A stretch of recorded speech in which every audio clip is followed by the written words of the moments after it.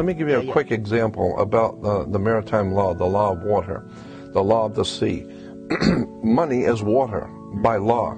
So when a ship, this is why all ships are female. By law, all ships, rocket ship, sailing ship, airship, it doesn't matter. If it's a ship, it's female. Right. Because the captain always refers to his ship as she. Right. She's a good ship, or she's done this.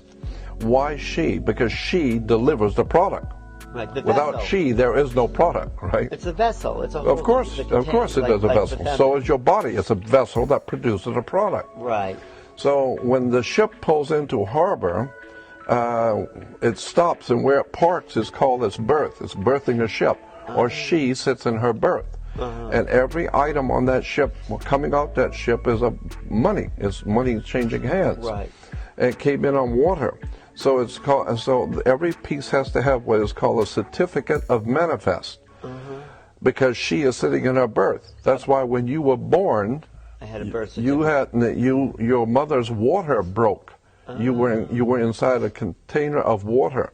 Her water broke, and you came out, and therefore you have to have a birth certificate. Wow. And it's got to be signed by the dock, because that's where the ship is sitting. The dock is where the ship sits. It's funny. So once you begin to see how the words and terms are all based on maritime admiralty, the law of water, the cash flow, the liquid asset. But it's not just in English, the dock, the water. Yeah, of course. But of course, it goes all the way back to the English or British domination of the seas. Oh. And so when the British began to dominate the seas, the Knights Templar Masonic order of the Knights Templars, who have been in the middle of Asia, came back into Western Eastern Europe, brought all of these concepts, and it was developed into a commercial system of words and terms and symbols which are used in courts and government and corporations.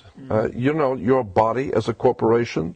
No, that's a whole story. We could talk for hours on this, but your body is a corporation. Of cells, you mean? No. It's called, and by law, your body, your physical body is a corporation. And so when you die, you're a corpse. Because when you're living, you're a corporation. You are a business. And hanging out with that person is bad business. Right. Or who I hang out with is none of your business. Right. Because your body is a business. Wow. And so you say, well, you know, what you're doing with her or him is bad business. Right. But, of course, if you get married and she's very wealthy, you say she's of good stock. Right?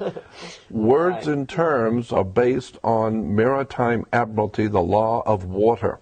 And so that's why when you go into a court, you have a fence and a gate. The people sit out here and the judge sits inside.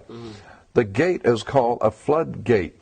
When you go through the canal, you have a floodgate. Right. So when you're sitting out here, you're in the law of the land. The judge has no control or no jurisdiction over the people sitting out here. No jurisdiction whatsoever. Right, because they're outside the gate. That's outside the gate. Right. That's on land. Right. But when you walk past that gate, now you're in hot water. And someone's going to have to bail you out. Bail, yeah. Okay. Bail. Did you write a book about all these men? No. I've just been studying it for 48 years. Wow. But it's fascinating because when you understand that the whole subject is so large, and it would take hours and I'd have to go back to square one and walk through all the words and terms that are used in law and courts and in commerce. Yeah.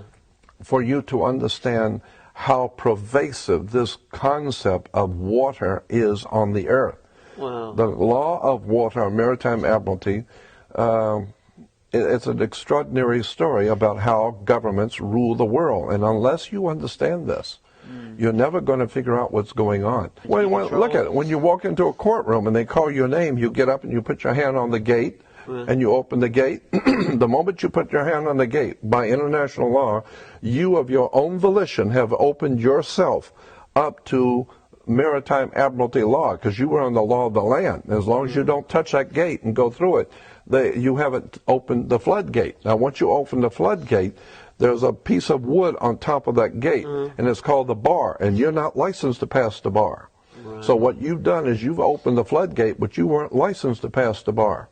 So what does that mean? So that means that you are dead. You are now dead. Once you touch that, you are dead. Because you're no longer in control of That's right. You are dead. Well, you're considered to be a dead man. That's why the attorney has to speak for you.